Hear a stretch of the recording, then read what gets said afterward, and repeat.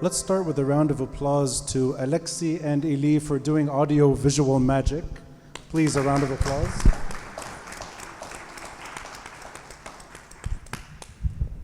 And I'd like to extend the round of applause to three great people, Katia Jarjoura, Monika Borgmann, and Marwan Hamadeh.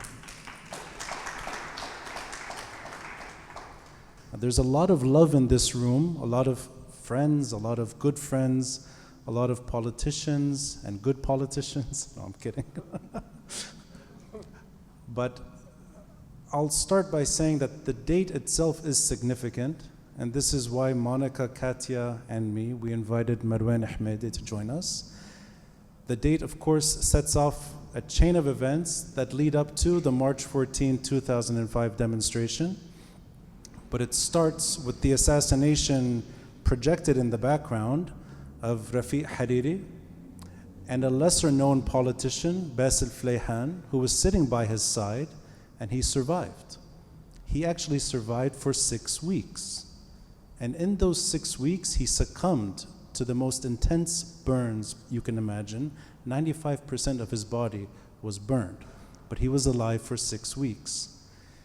Those 6 weeks, and in particular the build-up to March 14, the Syrian occupation, and its degradation on politics. The chance in those days was to get the Syrian army out of this country, but more so, it was about reclaiming independence. Now, if you fast forward the last 21 years, so much has changed. The discussions have changed. The narrative has shifted. But something is permanent. It's that the Syrian army not just left Lebanon, the Syrian regime fell in our lifetime. Hezbollah, as we understood it up until a year ago, has changed permanently, and Lebanon is moving in a new direction. And I think for that reason, it's most important to capture the moment we went through in this exhibition. And I'd like to applaud Monika and Katia for offering an artistic lens, to an otherwise political story. If I'm not mistaken, this is the first time art has lended itself to impunity the way you expressed it, Katia, through this exhibition. So I want to start with you, Katia Jarjoura. You curated this exhibition with the help of Monika Borgmann and the Lokman Slim Foundation. These are Edouard Elias's photographs in the background. But if you could start with the personal component, because it's a very personal exhibition, why you chose to focus on the personal and the storytelling craft. That's really the essence of this exhibition. Well, maybe I have to go back a little bit in time of how this project started. First of all, I'm a filmmaker. I'm a documentary filmmaker and a reporter. I used to live in Lebanon for 10 years between 2000 and 2010, so it covered the period of that we are talking about in this exhibition. And in fact, I made a film, Terminator: The Last Battle, about this period in 2005 and the how do you say it, the spring, the Beirut Spring, and following the political assassination of Rafiq Hariri. It's during that period that I met Lokman and Monika as a filmmaker in 2004. I was working on another film, and Monika and Lokman became good friends. In fact, UMAM became the co-producers also of that film. We edited the film in the garden in Rabeire. It was a film about Iraq and Karbala and the Shia and the ritual of Ashura. And we became really close. We started working together. Time flew. I left for France in 2010. We kept in touch. Every time I was coming back to Lebanon, we were seeing each other, taking time together, until that tragic day where I receive a phone call. I'm in Paris, and I hear that Lokman was assassinated. I immediately call Monika, and I remember it like if it was yesterday. I remember her voice. I remember her telling me all about that night she waited for Lokman. And all I could say from far away was that I stand by you. And whatever you want to do, whatever, I'm here, and we'll keep his voice alive. I'll be there, whatever you want to do. And when I came back, we talked about a project. At the beginning, it was a project as a tribute for Lokman, but Monika particularly wanted something bigger. She wanted to gather the families together under a shared struggle.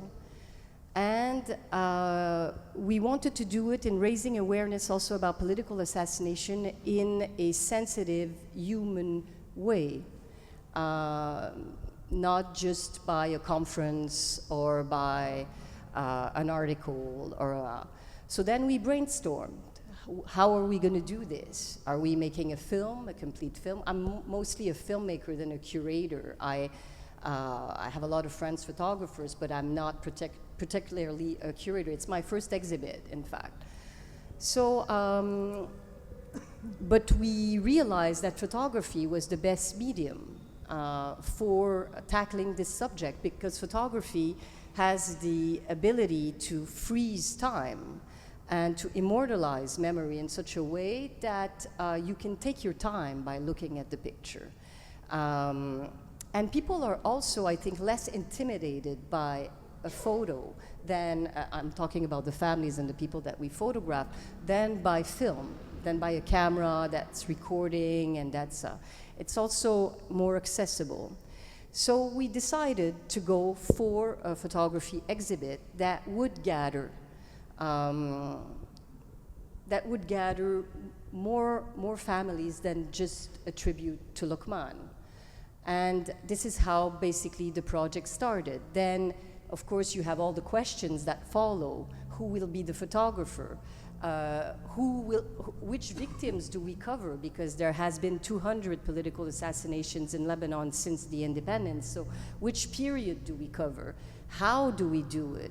What do we want to keep? What do we want to say in this exhibit? Is it mostly a political subject, a political project, or it's an artistic project that deals with memory?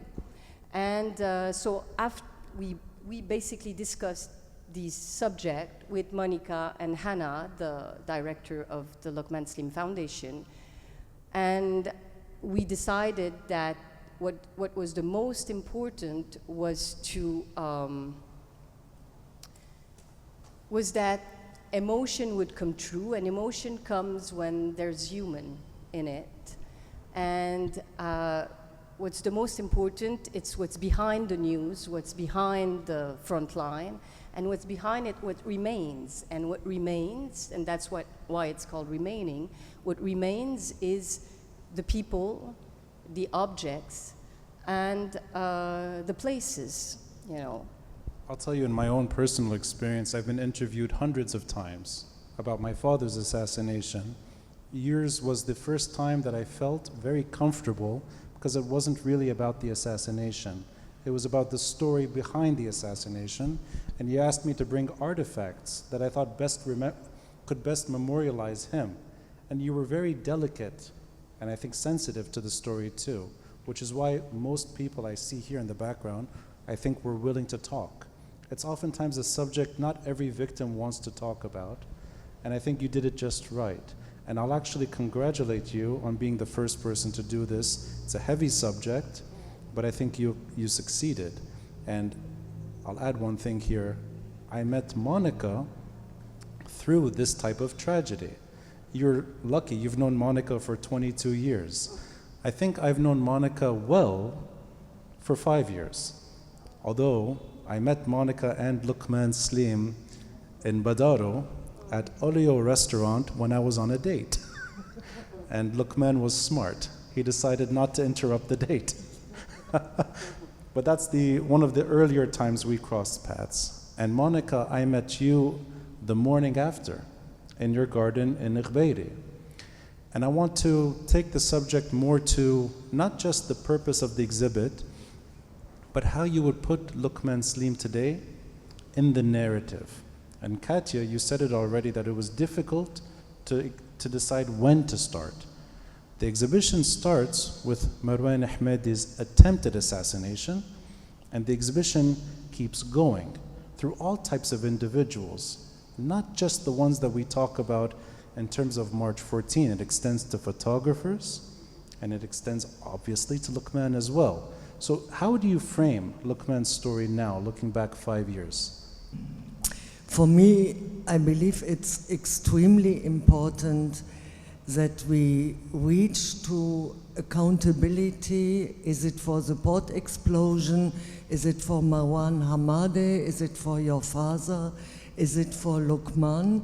In the sense that we are not giving the green card to the killers to continue. Yani there must be a stop.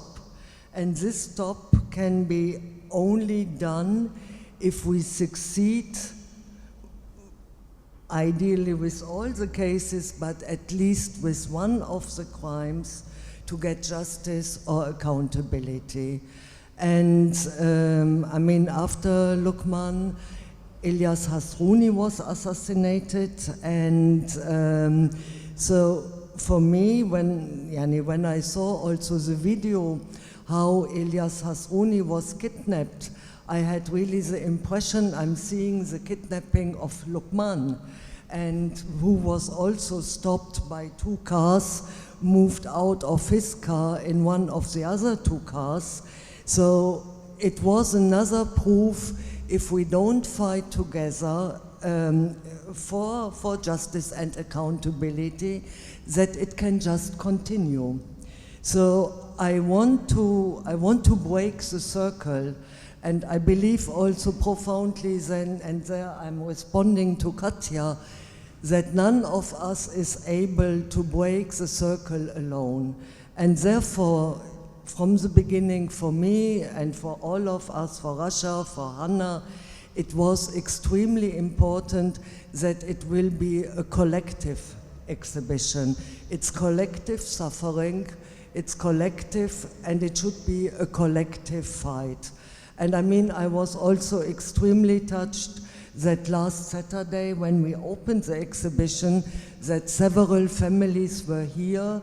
Marwan was here, Meishidiak, who also survived an assassination attempt, was here, and many families, and today it's the same.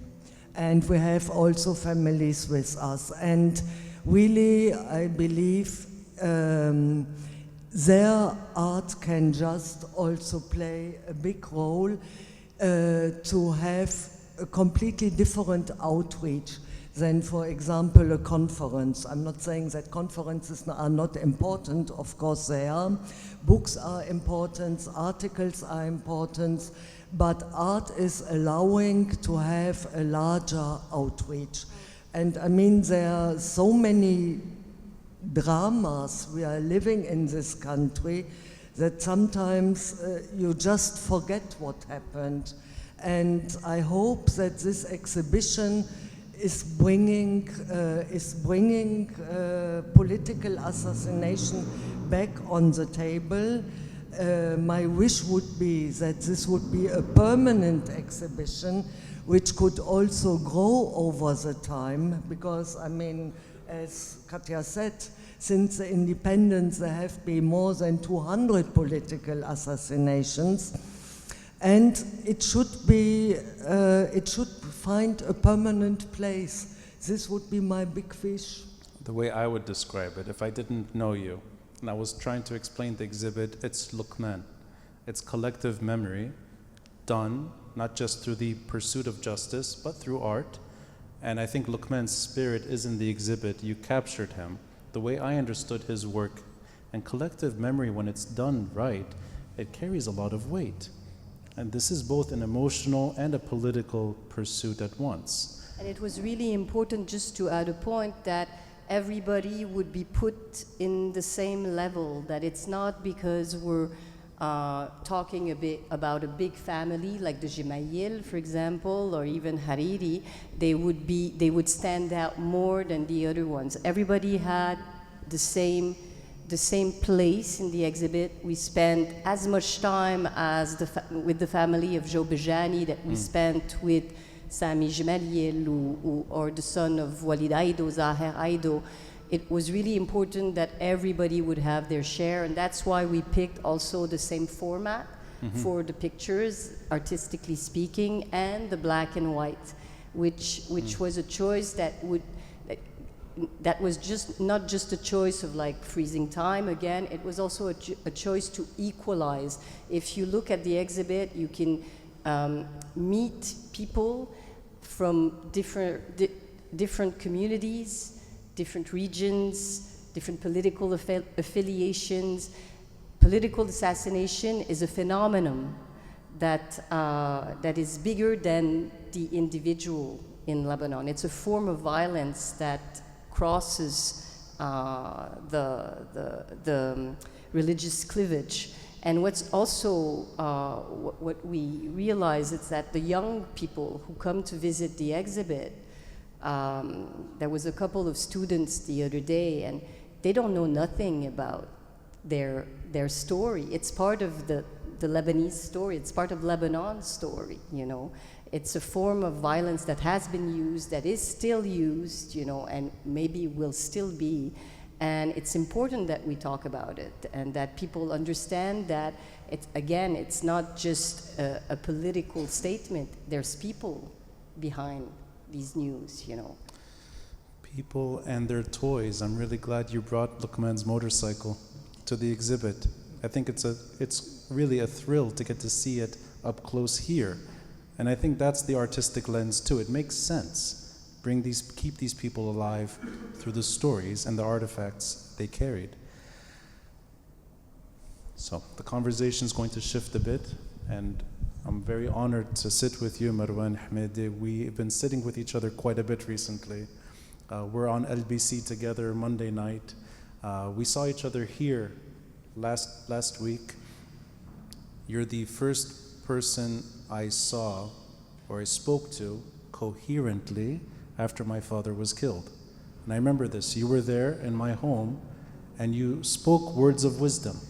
I'll never forget that. You were very, very kind at a time of deep uncertainty in my life. And if I'm not mistaken, the conversation was where to bury my father. And we came to consensus to put him in Martyrs Square. And it never leaves me. And of course, your story carries so much weight because you're the survivor. And you're the first survivor of a long string of assassinations. And this is before Hariri's death, at a time of Syrian occupation, where you were crossing their line. And I have to commend you, you never went back. And that's a very brave decision not everyone took. And you fast forward 22 years, you're able to see the decline of a movement. You're able to see the end, if you will, of that March 14 era.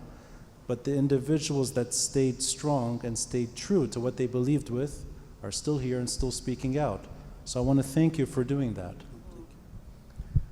Can you take me back, and I know it's an uncomfortable subject any day, to being able to survive and then stay in politics, and the build-up from October 1st, 2004 to what later became March 14 and that movement. those delicate weeks, how you saw the country changing, and how you saw Lebanon down the road. Expectations, hopes, your own personal career. So anything you can say about that window. Thank you, Ronnie, Monika, Katia, all the family. Because Lokman survives every day and revives every day through you, his sister, his mother, and all the foundation. Thank you. And thank you to Katia for an exhibition that brings me back to my testimony in front of the International Tribunal in The Hague. This is the first time we go back talking about the collective mass murders that occurred. Because at the time, unfortunately, everyone grabbed his victim and used it for political purposes, unfortunately. We still see this today. I went this morning and I put a rose on your father's grave, all along other, not all, but other victims. And your father was the last one in a first era. Then came the preparation and the sequels of the port explosion. I can divide the crimes, but of course there are crimes that go back much before. I don't want to go back to history, but René Maouad was assassinated because he fitted exactly, he was the person fitted to the Taif agreement. And I remember when at the time we still had contacts with the Syrian authorities, and we went with George Hawi, Walid Jumblat, all the so-called national movement, and asked the Syrians about, they asked us, whom do you want as a president? We said unanimously, even the Ba'athist, it was Asim Anso, I think, said René Maouad. They said, no, René is a peaceful man. He will not dislodge by force Michel Aoun from Abda. We told them, but this is the way to bring him and bring the army back to unity and the Lebanese back to their army. I started with that to say that the whole context has not changed. It was a plot to put Lebanon under total hegemony. I know independence is a too far-fetching word, because in the world of interdependence, of globalization, things are very relative. But Lebanon lost even the slightest piece of its dignity, its free expression at the time. And we lived in anesthesia between the Taif Agreement and year 2000, because the South was still occupied. And at the time, we all accepted that Hezbollah keep their weapons because there was still what they called the South Lebanon area. In 2000, when the Israeli withdrew, thanks to both Lebanese diplomacy and Lebanese resistance, national then Islamic, I have to say it. But we discovered the trap. Because when the patriarch said, well, the enemy withdraw, let the brother do the same, hell came about us. And it took 3 or 4 years to develop into collective and serial murders, because there was the 2001 New York Towers, Afghanistan, Iraq. So also we were set in a time, it's not time to wreck the area. But then we discovered that the question was putting Iran into full hegemony into Lebanon beside the Syrian Ba'athist regime and transforming all the communities, all the parties, left and right. Some did not accept, some went into jail, some went into exile, but the few Muslims at the time that had expressed even an intention, a vague intention of sovereignty, were killed. The Mufti, Rashid Karami, on the eve of a meeting with Shamoun. Your father was killed because he had prepared a whole approach to resolving this situation of transforming the Middle East and Lebanon alike into a Persian domination. He was killed because he had cette vision. Et il l'avait écrite. He had written a study. I don't know if you have it. Yeah. Still. We published it. Yes. The same day. Yeah. But with your permission, Marwan, if I can start just by going back a bit, this window between 2004 and 2005, leading up to Hariri's assassination, did you see what was happening on the ground in terms of the Syrian pushback? Did you sense that Hezbollah would be on the other side? In other words, that this was going to be a confrontation no matter what outcome? Or was it still an unforeseen conclusion? In other words, unimaginable that Hariri would be killed?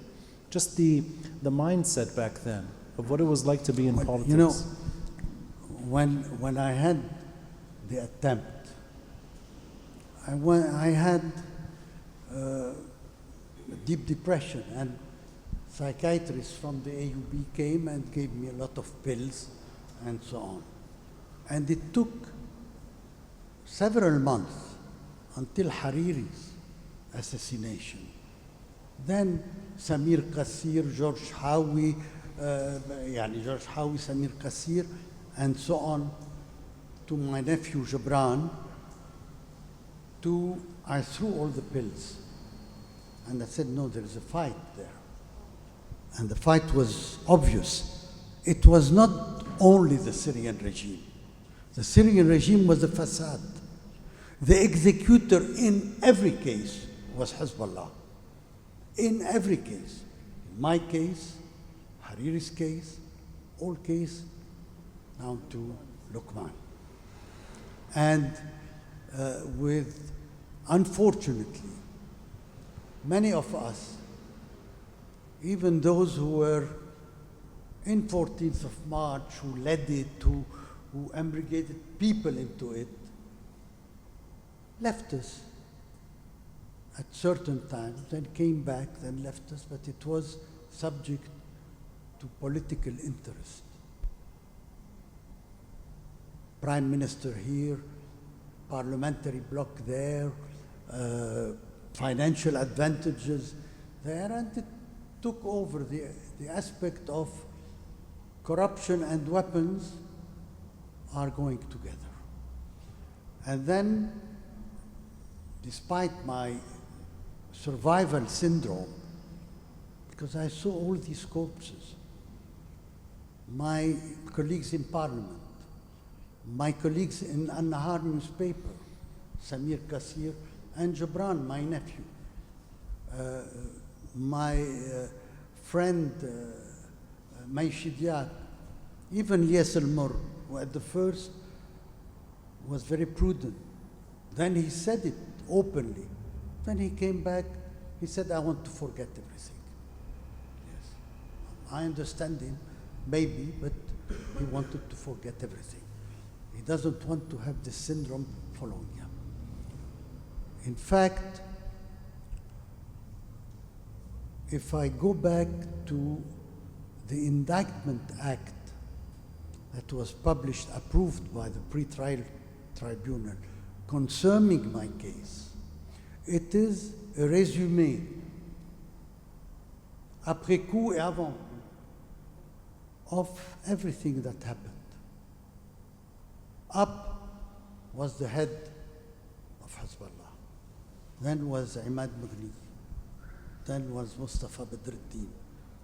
Then the famous Salim Shayah, the only one who got the tribunal verdict. And I always say now, and I told it to one of my colleagues in Parliament, one colleague belonging to their bloc. Had you accepted international justice, at the most you would have spent a few months or a few years in a prison that looked like a 4-star hotel in The Hague. I visited these premises before going down and up to the tribunal place.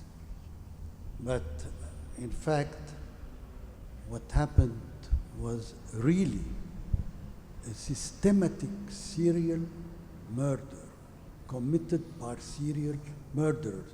We discovered it with time. We first discovered it when they merely accepted an international investigation committee. Then when they left the government, when we decided to go to the International Court to have a tribunal, it took us 2 or 3 years to get that tribunal. And it was thanks to Jacques Chirac, an abstention by Putin for other reasons, that brought the Security Council to vote by 9 against 6 abstentions.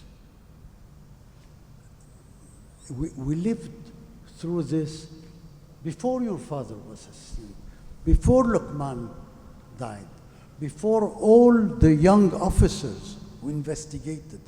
Every time they discovered an item, I was there, I was Minister of Telecommunications. Wissam Eid, Wissam Hassan were working under my supervision on the telecommunication side. They did not survive. In fact, what needs to be done is to continue this collective action that you started again. You brought in this exhibition what we missed for years. As I told you, everyone went his way. Everyone wanted to take benefit of its own victim. Every community, every party, unfortunately. And then, I'm sorry for the term, they fucked up the 14th of March because of these interests. And your father was a victim of this, of the fact we abandoned. We were left at the end in this 14th of March project with Faris Said, Samir Franji, and myself. Oh. And all the parties have left, one after the other. And in fact, what you are doing here is an historic moment, this exhibition. Thank you. Thank you, Katia, for producing it so how can I say, with so much talent and with spirit. You said everybody was on the same level. In fact, all was the same mobile. It was all the same mobile. They wanted to kill anybody who refused Syrian hegemony as a factor to bring in the domination of Iran. And it was revealed by them, Baghdad, Damas, Beirut, Sana'a, Gaza, and now, who God knows, Sudan and Libya. I'll ask one more question, Marwan, before going back to the artistic component to the exhibition. In a way, we're lucky that you've been in and out of government for the better part of some 20 years, if not a bit more, that you've seen the government as it operated under Syrian pressure. You saw the government trying to get rid of Syrian occupation and confronting Hezbollah. And you also served in power up until rather recently, and you were in government as that movement was fading over time, in national unity governments, and you've been in several portfolios, telecoms, education. I believe it was the Minister of Displaced back to Ilyas Sarkis. Back to Ilyas Sarkis. Yes. So you've been. I represented the national movement, George and Walid, and Ilyas Sarkis. You have so much living memory of how the government operates. In 2026, in the current government and the way Lebanon is functioning today, can you point at what exactly are the consequences to these political assassinations? What is the permanent consequence? Is it the way politicians speak about certain issues? Is there instilled fear in not doing more on certain topics? For me, and I say this in a personal way, it's quite frustrating to have a government over a year still unable to do what it set out to do from day one, changing deadlines, maybe offering more measuring language, being very concerned and very, very sensitive at times. So I would like to hear your opinion on that. You know, all along I heard a lot of alibis and reasons not to face the murderer and not to disclose things. Always civil peace. We cannot disturb civil peace. In fact, what we did, we nourished for years, for decades, this civil peace succumbing to the duality of weapons and corruption. I quitted the government twice. In 1996, 97, I was for 5 years before Minister of Health. And I do, by the witness of everybody, very good job. One time in a salon I said, well, it's time, it was before 2000, for the Syrians to go back to the Bekaa, to let Mount Lebanon breathe. 1 week later, Walid told me there is a veto against you coming back to any government. So this is when I left the first time. The second time, it was about telecommunications. And we had reports that Hezbollah was clamping down on all the telecommunication system of Lebanon. We had some information about them spreading on the southern border and in parts of the Bekaa. But at the beginning of 2007, before 2008, they had spread to Mount Lebanon, climbing, reaching Faraya, Tanurid, Lakluk, going up the Cedars, and from the suburbs, going up into the Druze area of Halay and so on, and in Beirut, down to the Serai, to the government, by the French embassy. Everything was there. We brought them to discuss. We said, okay, you invented the Sheba farms thing. If Syria had wanted us to get back the Sheba farms, they would have voted or given us a document, and we had fought at the United Nations to bring it under 425, not 242 resolution. They said, no. We have to defend the whole of Lebanon. We said, don't go into areas that are not your dominated areas. you're going to create a civil unrest. And we took a decision in government, and it cost me my place, not in parliament, because in parliament I got more votes at the time. Because we took a decision, and they invaded Beirut, killed 60 people, invaded Mount Lebanon.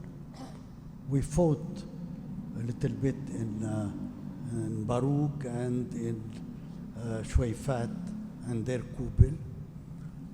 And everybody went to Doha, where they assassinated the Taif agreement. They gave a veto power to a community. They consecrated the division and the attribution of portfolios once and for all to communities. So instead of going towards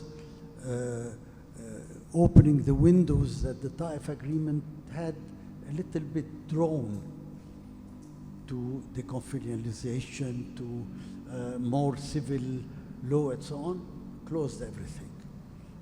Everybody came back with millions in their bags, elected a new president, and we went into a new 10 years of this nightmare.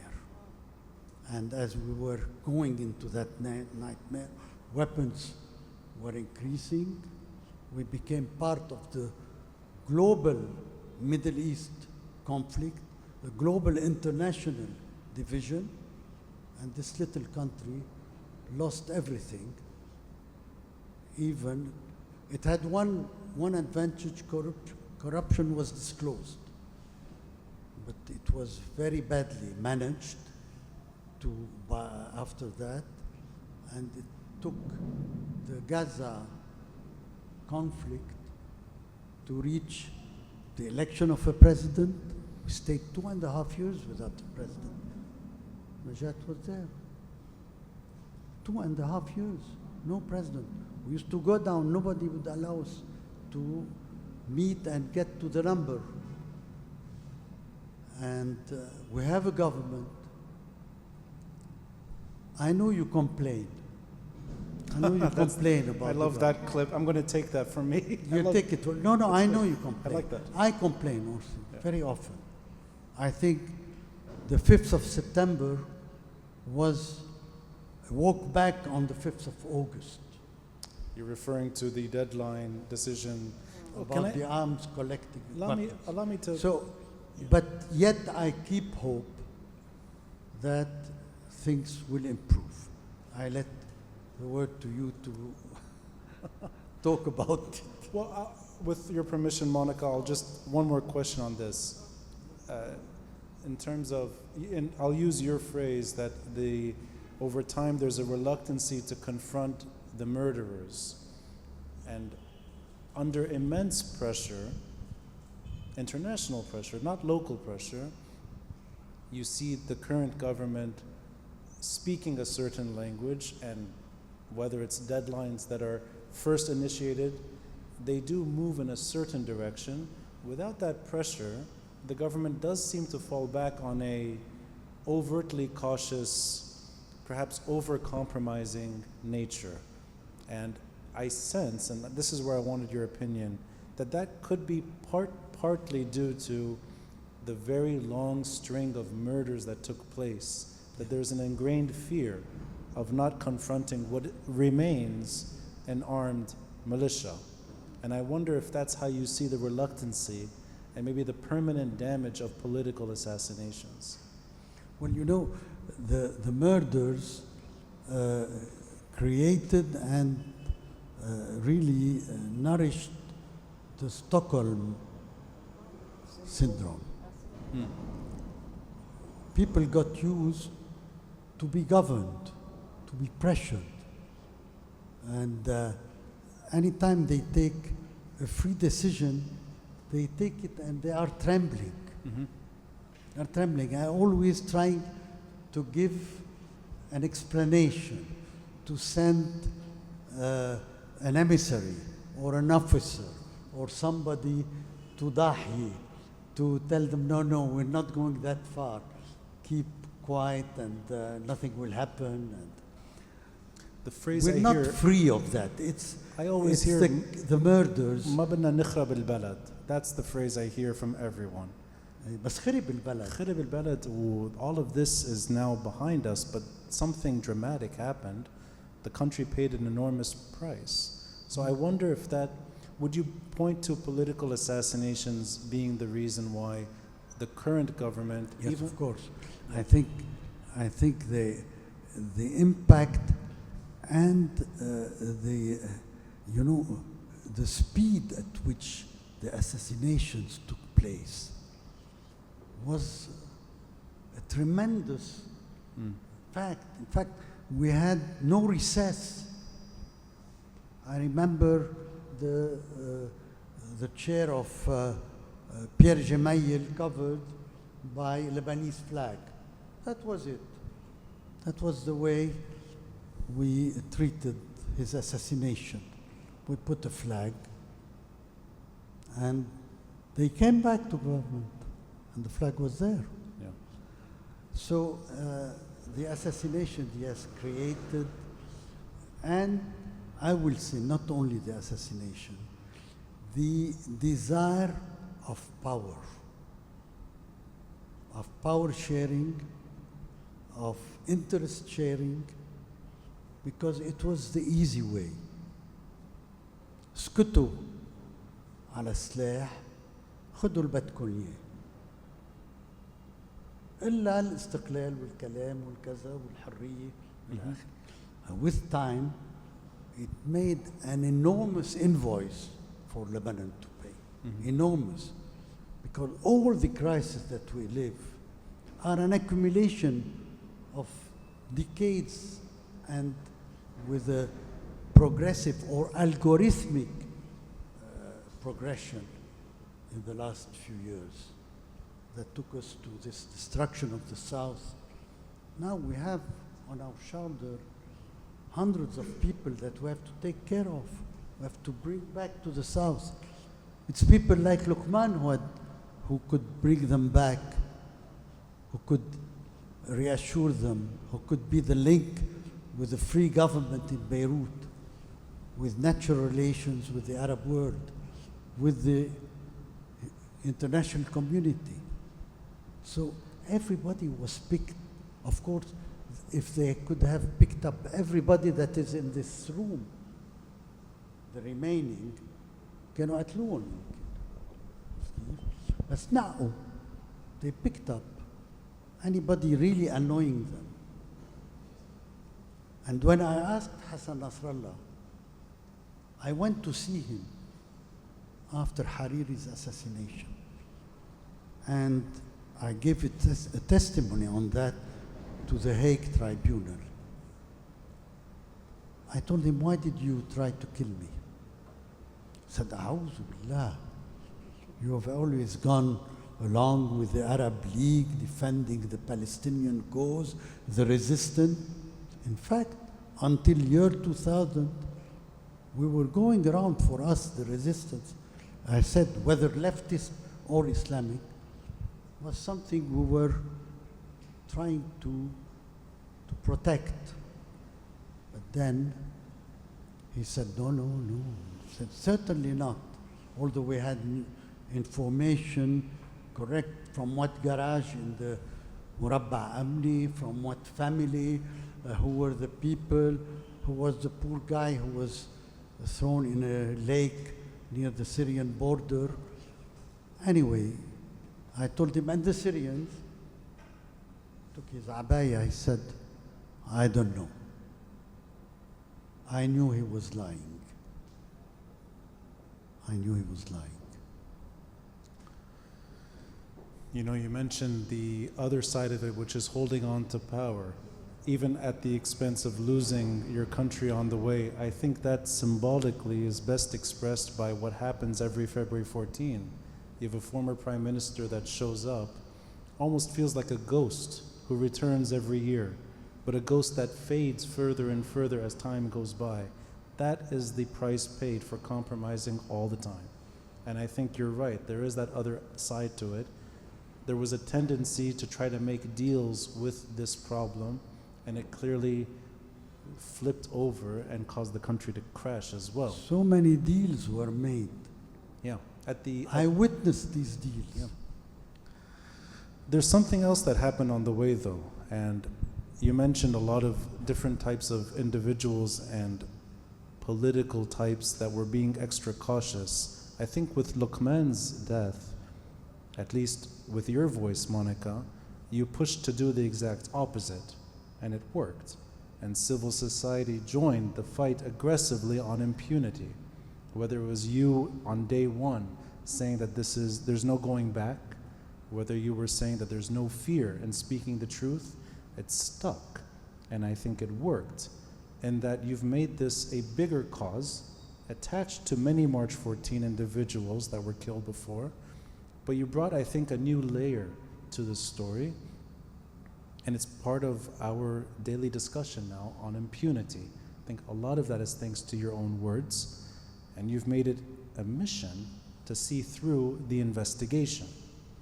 And I know this from speaking with you, doing episodes with you, that you're still committed to answers, detailed answers, and almost the most minutiae of details that you want to know. This kind of expectation, where we are right now, do you see that this is going to happen? And now that it's a new Minister of Justice, who at least claims to want to pursue the investigations once more, do you have expectations, and are they being met? Yes, I have a lot of expectations, because I know that a lot could be done. And it's just depending, I would say, on political will. And I mean, if the Assad regime fall, so Syria had at least four mukhabarats, which were writing reports like the Stasi in East Germany did. They have been implicated. So to talk more general, and I can come back to Lokman, but really, if the new Syrian government would agree to give Lebanon archives it might have, I mean, we could find accountability, we could find justice for your attempt of assassination, for Hariri, and for all the others, and maybe for the port explosion, and maybe even we could find hints for Lokman. And I mean, Lokman was the first who said on the 15th of January 2021 that a part of the ammonium nitrate which exploded at the port explosion went to Syria for the barrel bombs. So in this sense, even the port explosion is linked to Syria.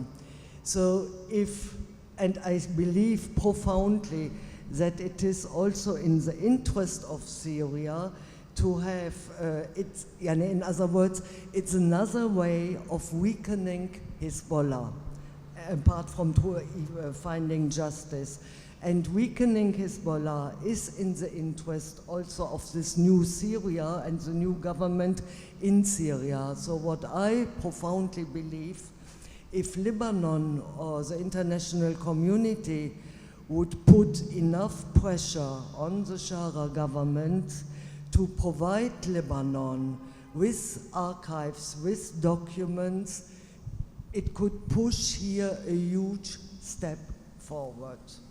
Then on just one sentence more, yes, I think it was thanks to Al-Nassar that the case of Lokman was reopened. I mean, last year we were in complete depression because Judge Bilal Halawi had closed the case until we provide more evidence.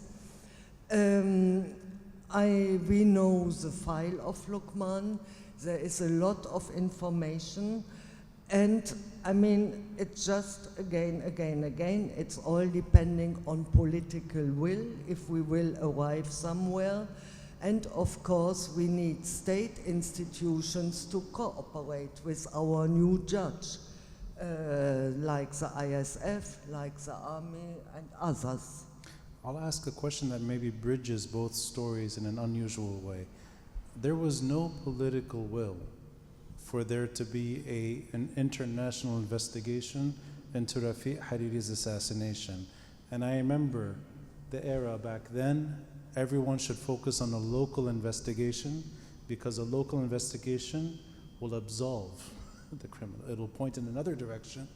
They floated an idea at some point with a Palestinian militant who was responsible overnight for killing Rafiq Hariri. People didn't buy it. Under immense pressure and political, not just will, political majority, a special tribunal was actually enacted, and a political report, which I think is what you're referring to, Marwan, which includes your assassination all the way to end of 2005. It's a document that's not our responsibility, and it's living proof of what happened to all of those assassinations and attempted for a short period of time until the end of 2005. But so much was paid on the way to have that take place, and afterwards more assassinations took place. Saad Hariri's government collapsed in 2011 because of this issue. What could you expect today that's different in terms of the government we have right now? There's a political will, at least on paper. There is consensus on many things that have to be done, but we're still talking about this in 2026 as though nothing has been done. So I try to think of what could be done further that has already been done. I mean, I cannot, as we are in the middle of our investigation is ongoing, so we cannot talk here about details, or I cannot talk about details concerning Lokman. I want to say one sentence about the STL. What is really, for me, it was unbelievable. The moment the STL closed, the website was gone. The website was closed. So today we lost somehow all the evidence and the testimonies and the witnesses of the witnesses. We lost the whole documentation of the STL, and I think the Lebanese government should somehow try to get these archives back, which went to the UN in New York. And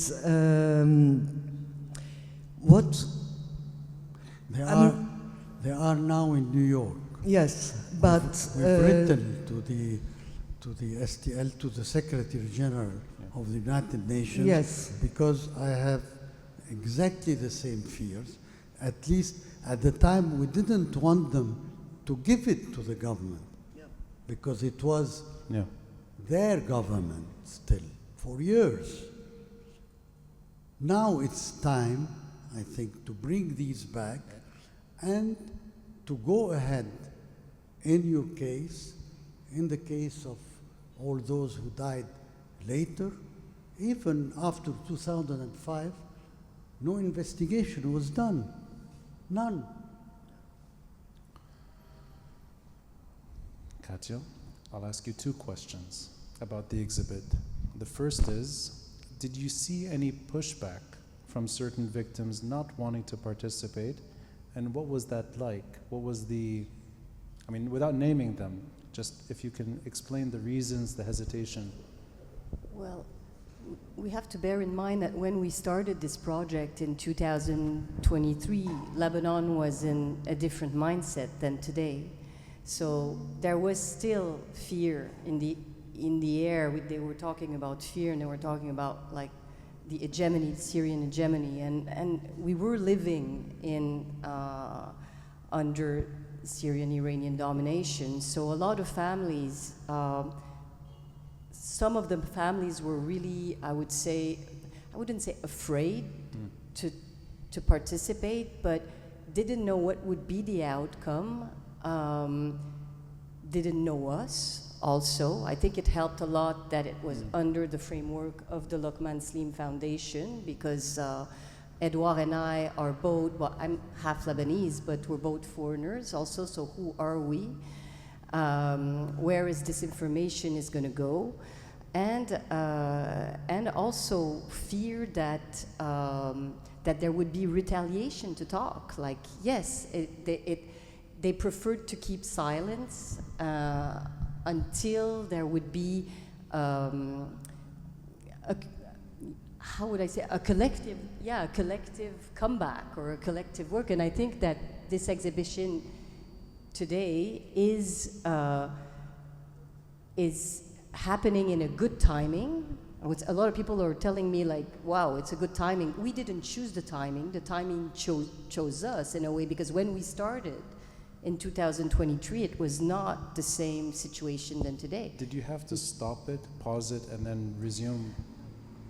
Yes, many times. That's why it took so long. Yeah. In fact, it took 3 years because of political instability in Lebanon, because of the sensitivity of the subject, because of insecurity, because also of the families keeping to postpone the meetings, saying maybe, yes. You know, it was a long process meeting with the families. It was not just, hello, we're doing a project about political assassination. As you know, like, I'm surrounded with you all today, like I'm the outsider tonight. But banging on doors to dig up, unbury the most painful thing of their life is not an easy thing, you know. So did you have to travel? Because I know some relatives of these some of the relatives don't live here anymore. They left the country. So that was another difficulty. 3 or 4 of them were living in Switzerland, France. We wanted to travel and go meet them wherever they were. This was the goal at the beginning, to cover the most we could, and then unfortunately, for budget constraints and for a lot of for that kind, and also we didn't even know at a certain moment if the project would go through, would work out, because it was interrupted so many times,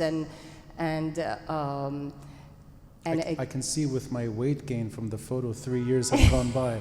I was half my size when you took that photo. You were one of the first to accept. I think that the first trip we made, the first mission we made in May 2023. Even earlier. I looked at my phone today. It's April. April Yeah. 2023. Yeah. 7 or 8 families answered us. So for us, it was a positive sign at the beginning, but then after, it was much more difficult. Yeah. These 7 or 8 families were people that we already knew, that were closer to us. The Kassir daughters, for example, you, who were close to Monika. People that we knew, but then after it got more and more difficult to dig. Also the families of the officers, it's the first time that they talk. Families of the Colonel Scaf,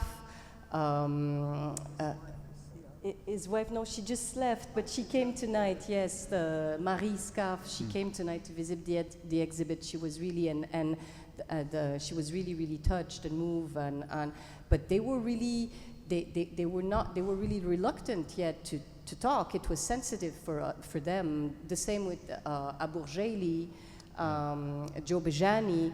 They were the last ones that we got, and some of them, as you can see in the exhibit, we couldn't reach them, and we had to respect this choice. The family of Aïd, for example, of Wissam Aïd, we were in touch with them many times.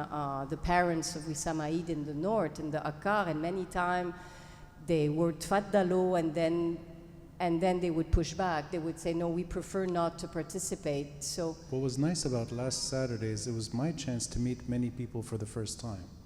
A lot of the relatives that came, they were speaking for the first time, at least from what I've heard, about what happened to them publicly in a public setting, and some people were just simply walking around in the crowd. They didn't identify themselves. Wissam al-Hassan's son, Mazen al-Hassan, Yes. was just walking around. As if he- Antoine Ghanem's family also, Yes, his yeah. daughters were there. And yes, even for me, it was really special to see them all together suddenly after Claire, who's here tonight, Claire Hawi, was also one of the family members who really participated a lot and wanted us to know what happened, because how we were working is that first it was the research to dig out what happened, who were there, how many killed, who is still alive, who would accept to talk. So finding the numbers, there was a huge research part that was done a lot with the Lokman Slim Foundation and Hannah Jaber. And then after it was the contacts, so contacting the families. And it was not just contacting and saying, hello, we have a project about political assassination. It was meeting them for the first time, taking a coffee, explaining them the project, then going to their house, taking the time. When Edouard was doing the picture part, I was recording sound. So right. At the beginning, it was going to include sound. I remember at that. the beginning, yeah. it was going to include sound. So, and I was always asking the three same questions to the people. It was, what do you remember about that day? And this question would sparkle all the time. First, a silence, and then tears. As if it was yesterday, as if they remembered the details of that day, the smells, the phone call, the threat that the person had received before. Because what's important to know is that most of these people here who were killed had lived in fear before, had received death threat. Oh. So they were living in that fear. They were explaining me the context and then the day that they learn, and how they learn, and what they feel, and what they want to keep. You know. And the second question is, what remains today? What do you remember? And so people were telling me stories about their childhood, or moments in the mountains, or a memory, a song, a poem they wrote to their father or their brother. One more question before we open it up for Q&A. Because you're now mentioning something that was not done 3 years ago, but it sounds like a great idea. And because this type of exhibition should not be temporary, it should have a living space somewhere. It could even travel. What do you see the future of this exhibition looking like? We're talking about this pretty much every day because it's going to be our next fight. For us, it's really just a starting point. We would like to open it up to other assassinations. We would also like to continue to reach out to the people who are not present in the exhibition, go back, call them again, see if they would be today willing to participate.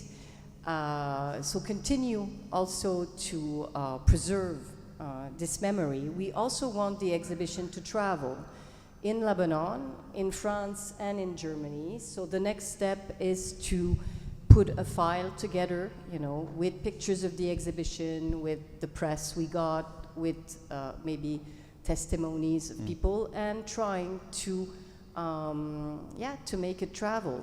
And yes, if it has to be sound, if it has to be films also, if it has to gather other material, it would be welcome, Well, I'll say one last thing. There's this something about the word assassination sounds too clinical to me. It has an operational angle to it. It almost removes what happens to the story. And what is often missing, I think, is the storytelling. So I think you should really be proud of what you've accomplished. It's not easy. I'll tell you from my side, I didn't want to at the beginning. I don't think many people look forward to revisiting this. But the photographer who's not with us tonight, Edouard Aliès, he has some superpower. He's so pleasant and so easy to talk to, and he's very gentle with how he does his photography. at some point it's like I'm talking to a friend who's taking very intimate photos, and you're there, of course, but you guys did something special. And I really He hope also went through a huge challenge in his life, Edouard, because, and that's why he's not afraid of challenge. It's that Edouard was a former hostage right, in Syria. for a year in Syria. He was a hostage of Daesh for a year. He was only 22 years old when he was captured. So I think that he has a, how would you say, a big soul, you know, like, and after his liberation, he continued working in conflict zones as a documentary photographer. He went to Sudan, he went to Ukraine, he went to, and he's always curious to catch the invisible. Like, he has this thing of like trying to sense the presence in the absence. It felt like he understood the story, and he wasn't imposing on it. He was simply sharing the story. This story, in my opinion, can only be told in a place like Union Marks. There's something edgy about the subject, and you obviously brought the motorcycle, you brought a lot of artifacts. The space is, I think, made for this type of artistic expression. So I want to give a round of applause to the gentleman sitting in the back, Mark Hadife of Union Marks. Yes. Thank you, Mark. Also has the best cheeseburger in Beirut, best smash burger, if anyone's hungry after. I'm gonna open it to Q&A. This is being taped, so if you don't want to be in the episode, you can still ask, just let us know. We won't film you while you're talking. We will capture your voice, but not by video. So the microphone is being shared by, I guess, is it, oh, it's Monica's microphone? Okay. You can use mine, actually. You sure? Okay. Well, this was really, you know, breathtaking. Thank you so much for everything. Thank you, Katia, for all your inspiring words. Really nice. Monica, thank you for your fight. And we understand that the collective is more powerful than the individual work, definitely. Ronnie, you're always intriguing with your questions, but always looking for an answer. Excellency. Thank you for being true to the story. And you said things that are so right, and we were looking for an answer all the time. You gave me so many answers. And this takes a lot of courage to say what you said. But at the same time, it made me more angry. Yeah, I'm leaving here angrier than I was before I came into this room.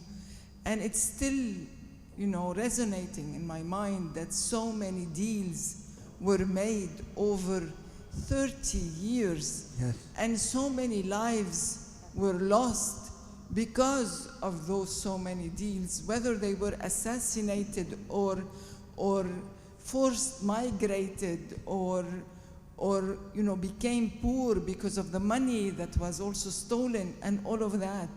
This, yes, true, gave me answers, but it also made me so frustrated that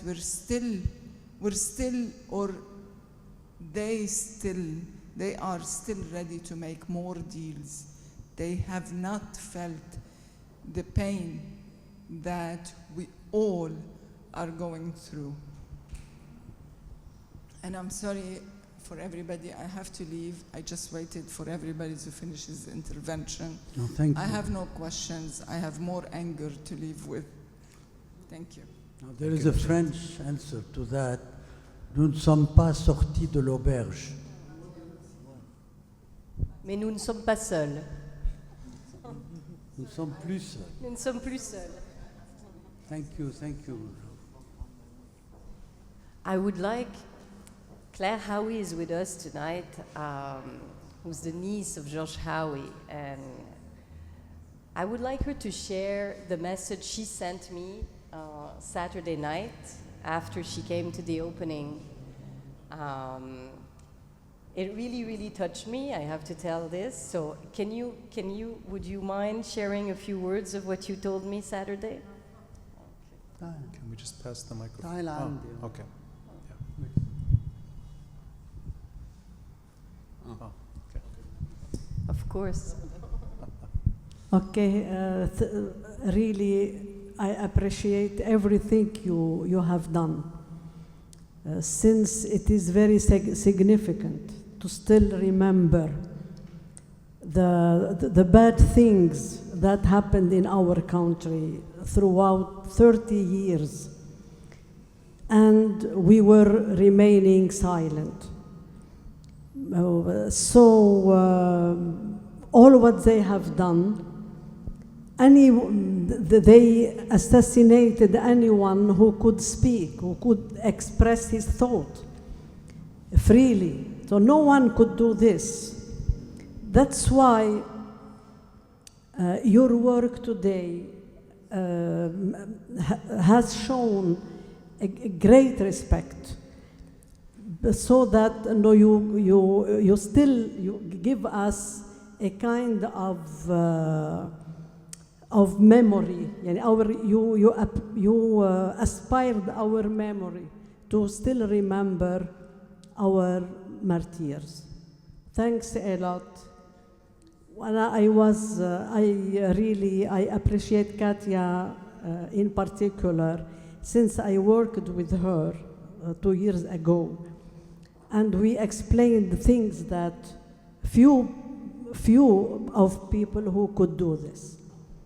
But because I learned from my Uncle George that to tell the truth, no matter the consequence will be, but we should always say the truth. Okay, thanks a lot. Thanks. And thank you very much, Claire, because you are one of the families, victims that really encouraged us to continue this project and to go forward.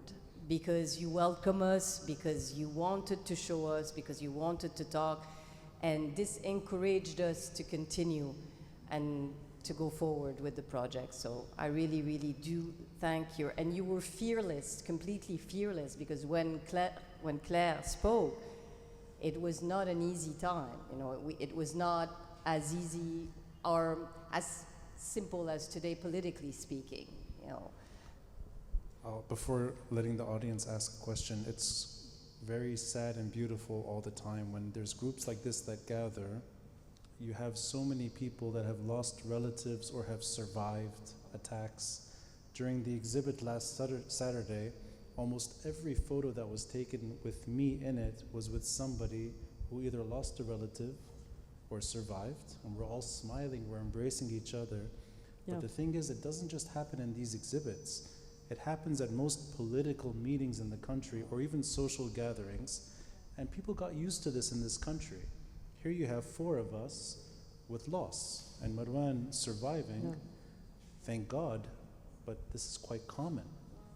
And yet, we're still here and talking about it. They were saying this about the parliaments also, even the people at the parliament. I remember at the time a lot of parliament members have lost a father, a son. One time, I looked at the parliament and I was delivering a speech, and I looked at my colleagues. Among them was Naila Mawad, the widow of Rene. Among them was Naila Twaini, the daughter of Gibran Twaini.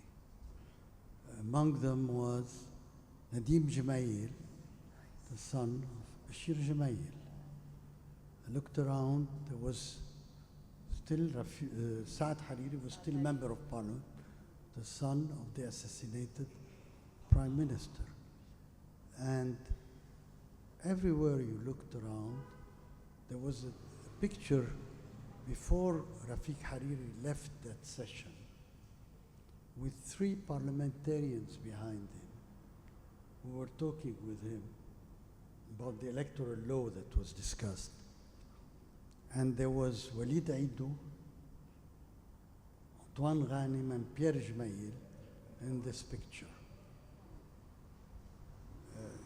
It's unbelievable what happened, and what you say about the fear is is there, even in parliament, they tried vocally to impose fear on other colleagues. That if you speak too loud, if you don't share their view, you are maybe a designated victim. And about the fear, I can tell you, even in my village, some people of my families tell me, you are Shaheed Hay. What do you want with the others? Khalas. Unbelievable how it spread all over the country. And this is why Najat was saying she's frustrated, because so many deals had taken place of that. And the deals were the children of fear, in my opinion. That's well said. Catherine. Oh, and let's maybe pass the microphone to Catherine. Yeah. Sorry.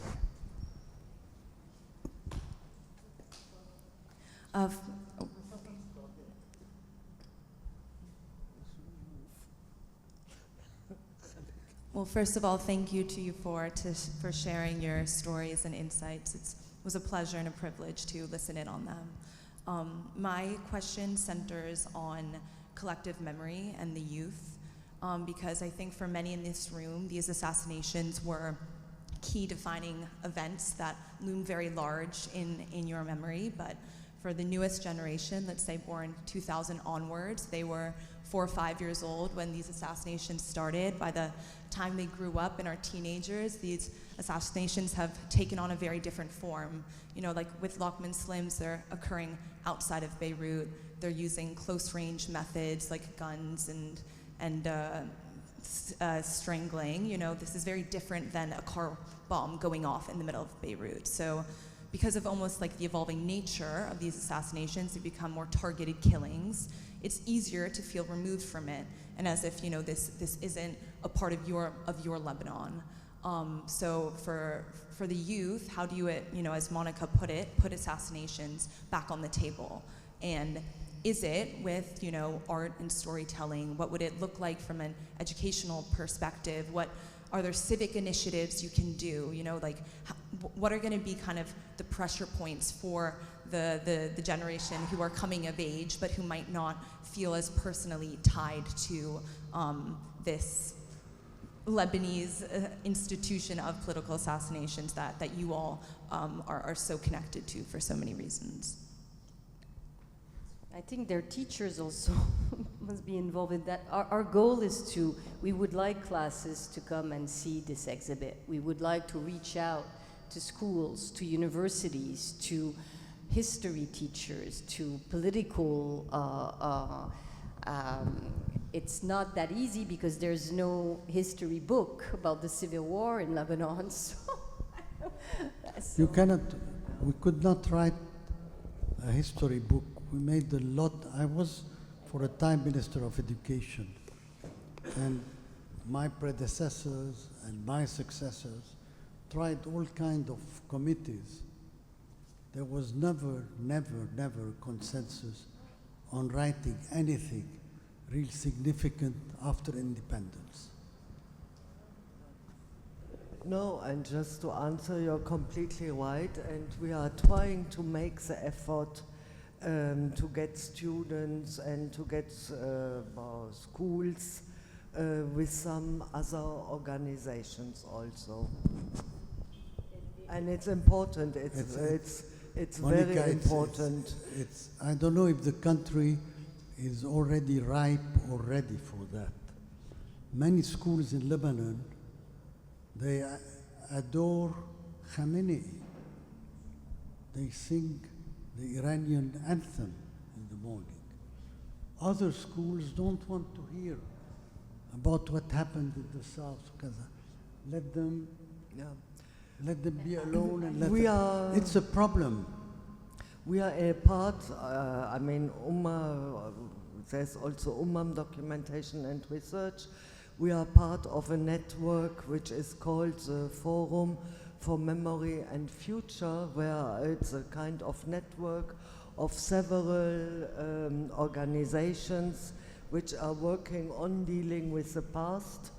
And and I mean, we are trying to make this effort to reach out to universities, not only in Beirut, but also outside of Beirut. And sometimes members of the forums are welcomed. Sometimes this kind of visits are also cancelled in the last moment. But it's a continuous effort, and just saying that dealing with the past is a must. Otherwise, we will never live another moment than we lived now. My role is much smaller, and perhaps it's on the sidelines, but part of what I've done for the better part of a decade is interview many victims of this type of crime.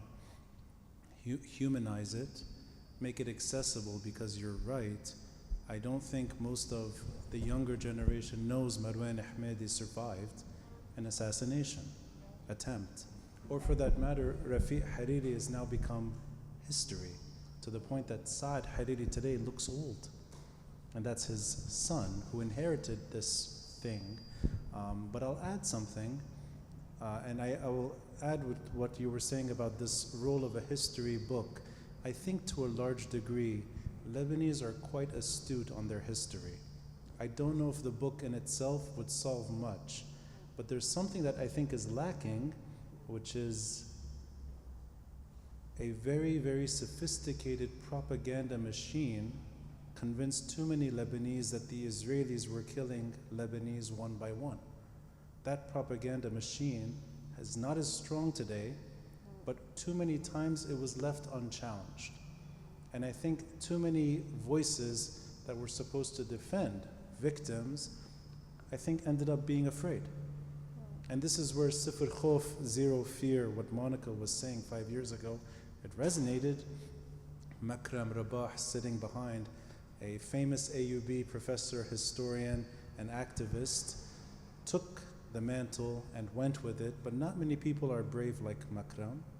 And I think many people, unfortunately, saw that perhaps, yes, maybe it is the Israelis that are killing Lebanese officials. Maybe it's the Israelis that blew up the port.